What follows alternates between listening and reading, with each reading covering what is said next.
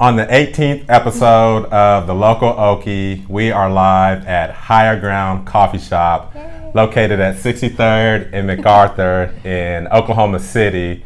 And I am with super talented Tiffany Hill. Thank you. She's an attorney, she is an author, a filmmaker, as well as an advocate for survivors of domestic abuse.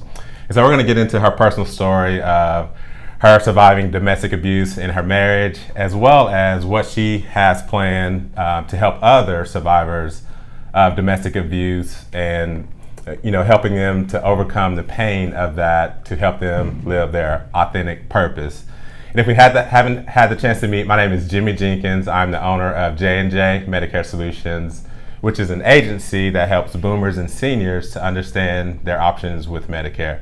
Also, I'm the host of The Local Okie, which allows me a different way to network and also meet some pretty fascinating people like Tiffany. So Tiffany, thank you so much for being on The Local Okie. Thank you so much. That was an awesome introduction.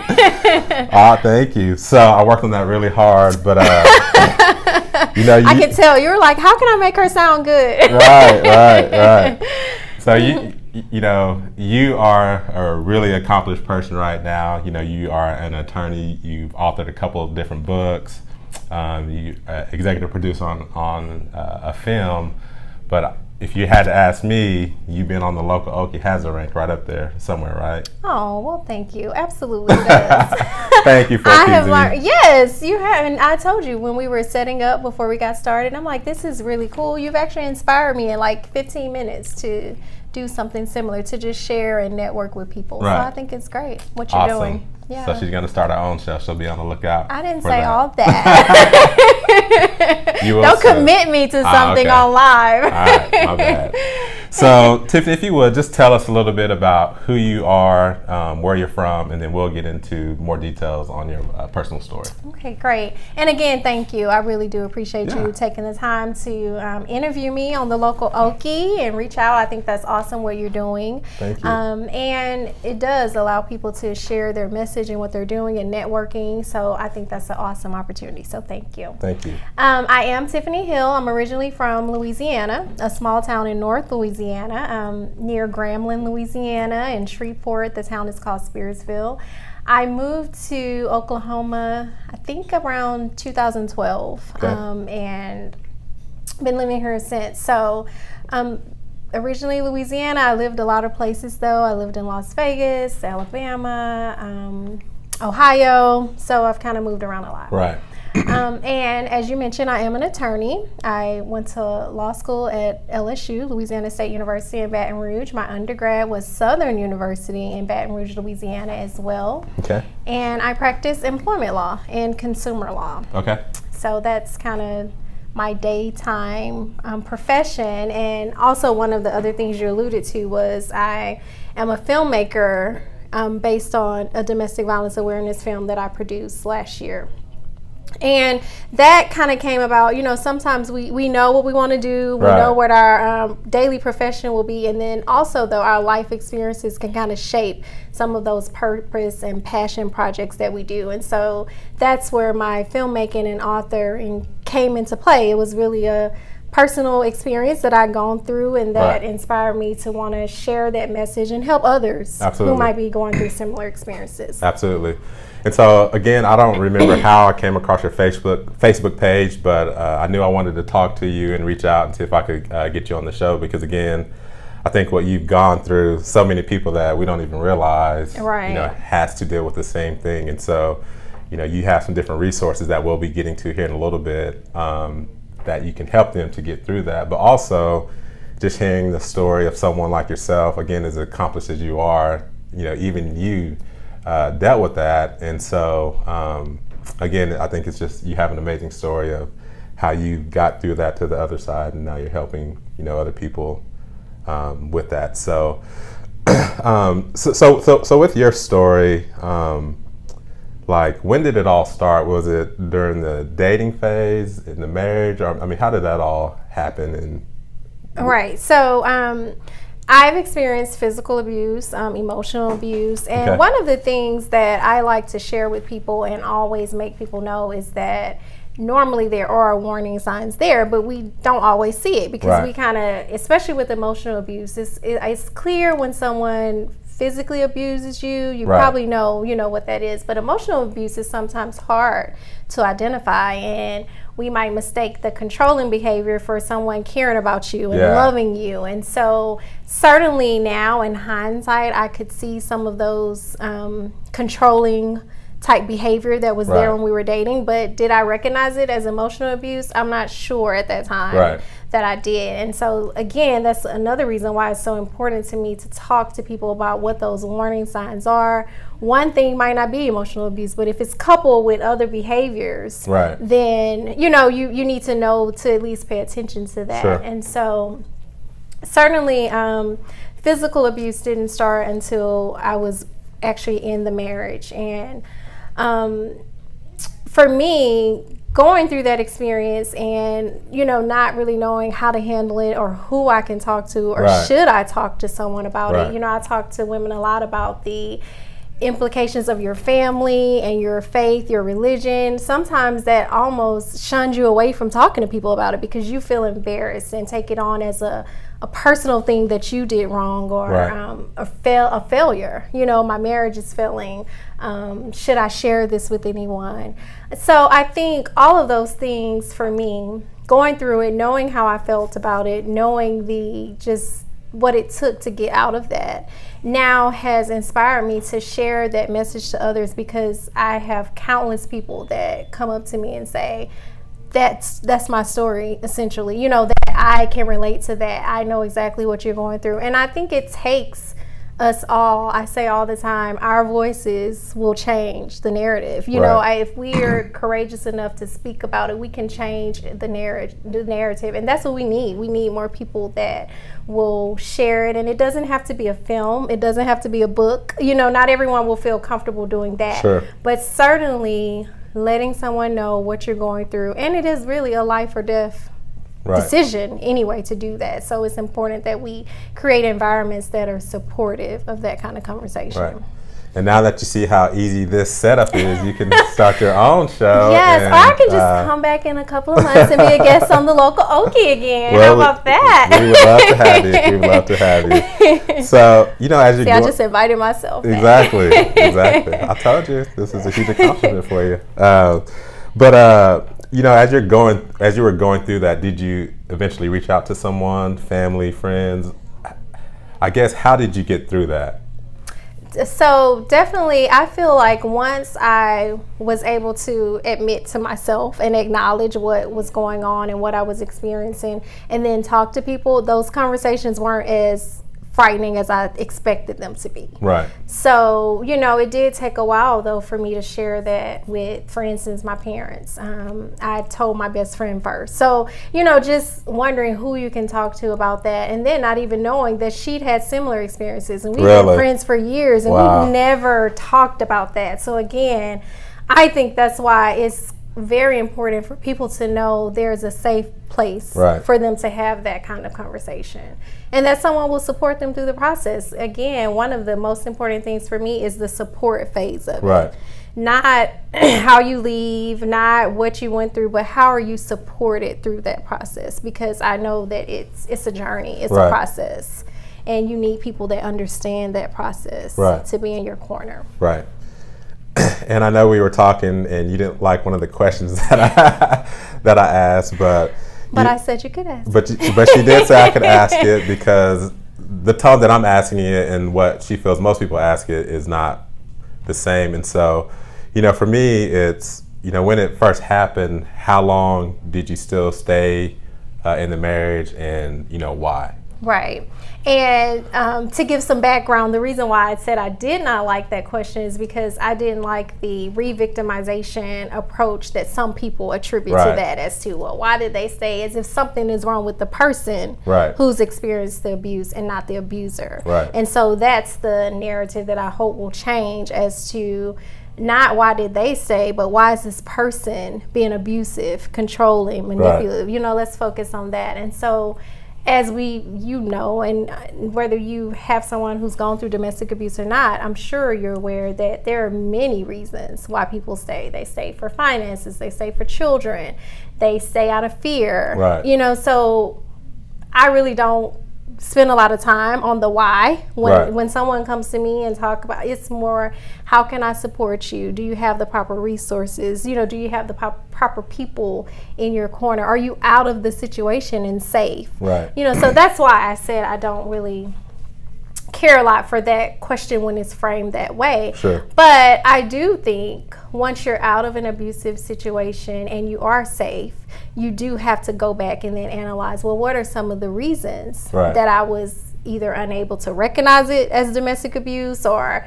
didn't feel comfortable leaving that situation, because you don't want to repeat that as you move forward, and you don't want to repeat that in future relationships or even pass it down. I have boys and I don't want them to witness anything that I'm allowing and then thereby internally think it's okay for them as well. So, and I'll be honest, as I've matured, my whole opinion about that question has changed. But early on in my early 20s, I was like, they're so dumb for staying. Yeah, I mean, it's, absolutely. I didn't really understand, like, well, they're staying for the kids, they're staying for the finances. Maybe the other spouse has threatened them that if they leave, he's going to kill. I mean, there's so many things that, so many factors. From the outside looking in, I have no idea of what's going on. But from my simple mindedness, I'm like, why don't they just leave? Like, it's that simple, and it's. And I think a lot of people share those same questions. So it's not a bad idea to ask the questions, but it's also important for us to all have conversation about it. And that's why I say domestic violence affects really everyone.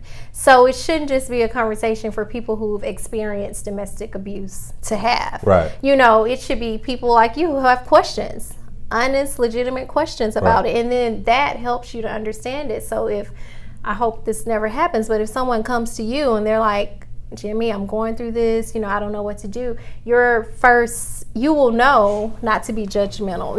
You won't say anything that will turn them away, make them even go back to the abuser. One of the things that's important to know as well is that when someone is leaving an abusive situation, that's one of the most dangerous times of their life. And why is that? Because that's the time where the abuser feels like they're losing control. Okay. They're losing control of the situation. They don't know who the person is going to tell or what's going to happen. And so that's often when you see the murders associated with domestic abuse. So just knowing all of those key points and key factors, so if someone comes to you, you're able to support them. And so that's important, no matter who you are and what your experiences are, to be able to support someone through that. Right. Yeah, see, I had no idea that, that was the most dangerous part is. Yes. Right. It makes sense now, and I would know that for the future. So if someone does talk to me, when they're leaving. So that's why if someone comes to me and they're talking about leaving, I immediately want to connect them to a domestic violence organization or an advocate who does that daily for a living, that can help them create what they call in the profession a safety plan. Okay. So that it's a very planned out exit, and the person is safe throughout that process, and people know what's going on, and they can feel protected through that. So during that process, they walk them through like their living arrangements, job. I mean, absolutely, all that stuff. All of that stuff. If there are children involved, very detailed. Beyond even my expertise. Really? So and that's really important though, because they need that. You need that if you're leaving a situation like that. Okay. See, again, I would not know any of that stuff, so I'm glad I'm talking to you, just in case it ever happens. So now you've authored a couple of books. So what was the idea behind the book here? And So the first book is, and I have a copy of it, I brought it for you. So the first book I authored is Authentic Me, A Story of Strength, Perseverance, and Faith. And that book kind of came about, I journal a lot. And I was like journaling my experiences and what I was going through. And it turned into a book of just sharing my story, my experiences. And from that, I was able to take that experience of writing the book and do a film project, which the film is not my personal story, but it was just another way to raise awareness about domestic abuse, another way to start conversations like the ones we're having today. I think I mentioned to you, we our production team shows the film on college campuses, Right. Women's support groups, just different avenues. Next weekend it's going to be showing at a fundraiser for a domestic violence organization in Dallas, where Okay. they're having a gala and they're showing the film during a dinner. So just ways to get people talking about it. It has an entertainment aspect, and so I think that helps. And we don't just walk in the room and start talking about domestic violence, Right. because sometimes that's hard and people are like, Yeah. we don't really want to talk about that. And so you watch a film about it, and then you're able to talk about the characters in Right. it.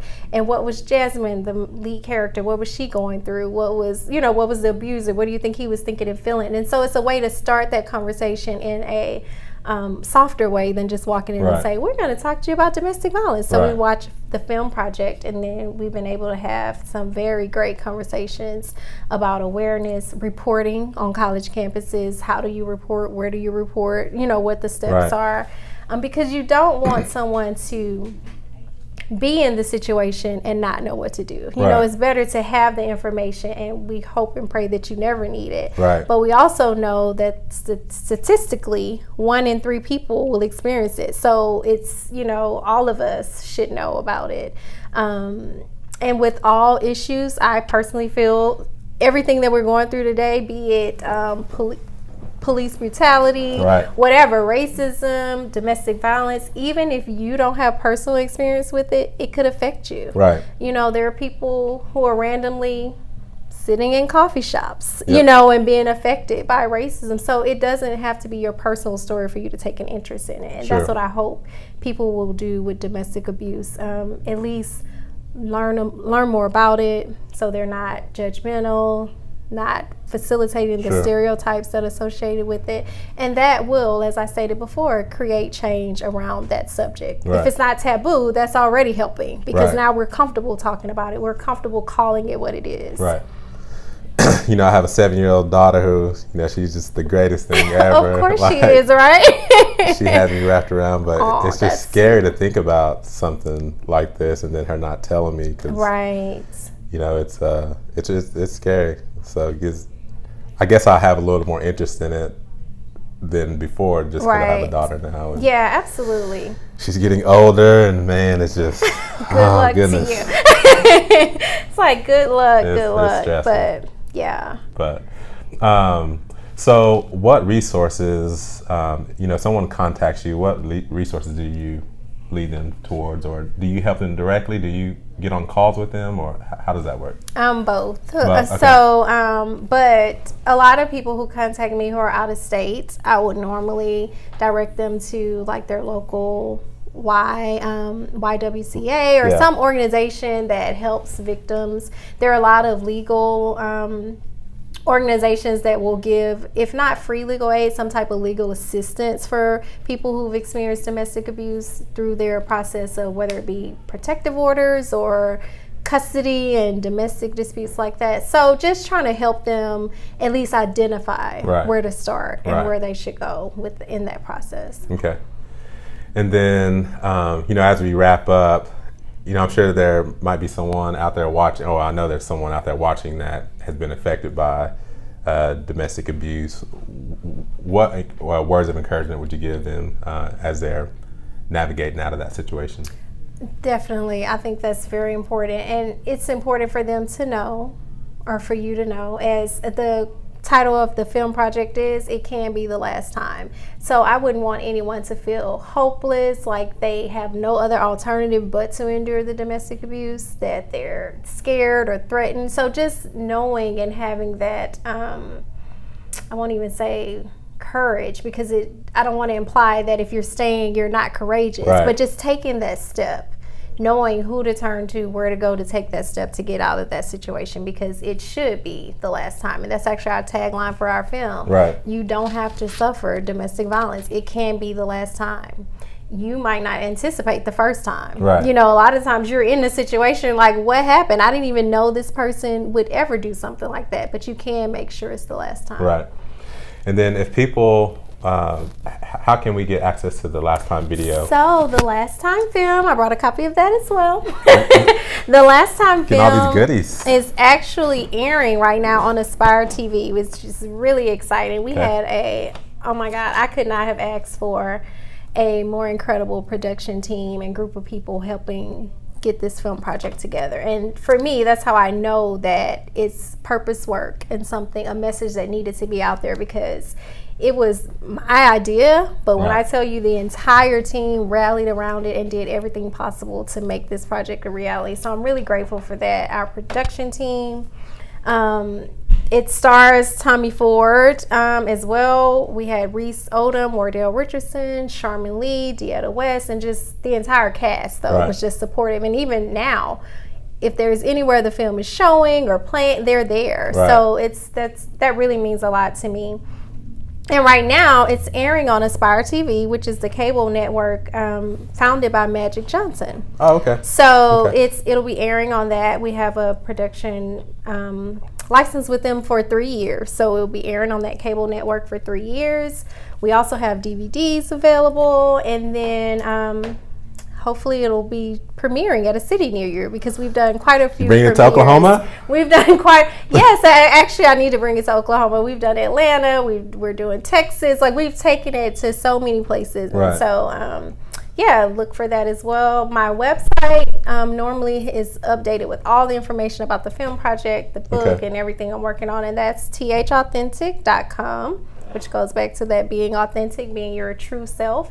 And also I'm on social media at th_authentic as well. Okay.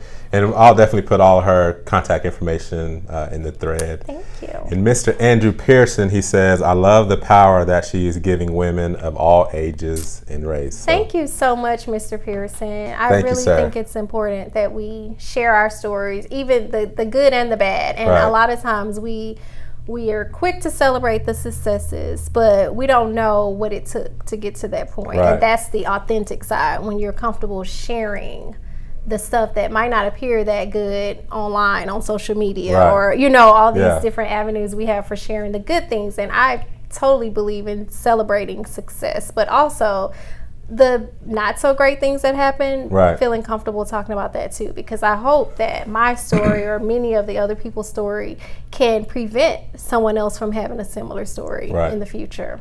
Well, the thing is, we all go through tough times in our life. We all deal with different issues, and a lot of times those issues don't get talked about, and sometimes we think we're the only one that's dealing with it. That is so true. Someone might look at you and say, oh, she's beautiful, she's an attorney, she's written 2 books, we're working on the 3rd one, she's produced a video, and they see all these things, but they don't know your backstory of, well, she had to go through all this to get to where you are. And so and even with domestic violence, sorry to cut you off, but even with domestic violence, there are certain stereotypes as to who experiences it. And so in the film, the last time, it was very important for me to show the main character, Jasmine Brimley, as a professional woman, that is not just some hopeless woman that can't go anywhere. She was executive of her own office and company in the film. So I think it's important to show those different sides of it. And as we discussed, there are so many people that we probably don't know that are going through similar things, and hopefully they can be inspired by that, and also share their stories as well, because I do feel it's important. It's very important. She feels so important that I think she's going to go ahead and start her own Facebook interview talk show. I have a Facebook, and I should share that. I have a Facebook group for survivors of domestic violence. So someone who wants some support or resources, there is a group that I manage that we share information like that, women from different states, and just talk about and encourage them essentially through their process. And we can put all that in the thread, so people will have access to that, so they can connect with you and be resourced by you. So, well, Tiffany, this has been a great interview. Great, thank you. I'm a local Okie fan now, guys. So make sure you continue to support Jimmy and what he's doing here. I think it's absolutely wonderful. Thank you so much. To give people a platform. So it's fun, and like I said, I'm meeting a lot of incredible people and just learning a lot of different things that I would never have learned. But yeah, thank you so much for taking time out of your busy schedule, and I'll see you around. Thank you. Take care. Bye-bye.